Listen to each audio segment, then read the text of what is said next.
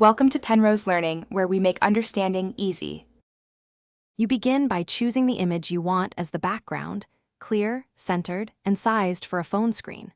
Once picked, open Settings and navigate to Messages, or open a conversation inside Messages to access conversation options. Make sure your device is updated so the wallpaper controls appear. You're starting the actual change now, don't resize in your head. Instead, use the photo's edit crop later if needed so the image fits the message bubble. Now you change the background. Open the conversation header, tap Wallpaper or Change Background, then tap Select Photo and pick the image from Photos.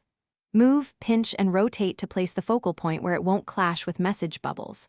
Once positioned, use the preview to check contrast and legibility. If text looks faint, lower image brightness or add a subtle blur. Once satisfied, tap Set or Apply to commit the wallpaper to that conversation. Finish by tapping Set or Apply. Choose whether it applies to just that conversation or universally if the option is presented. If the image looks off after applying, go back to Photos, edit brightness, contrast, or crop, then repeat the selection. Subtle blur often improves text visibility. If you don't see wallpaper options, restart the Messages app, check iOS updates, and verify you have the correct iOS version. One key troubleshooting tip: reboot your Thanks for watching. If this was helpful, leave a like and consider subscribing. See you next time.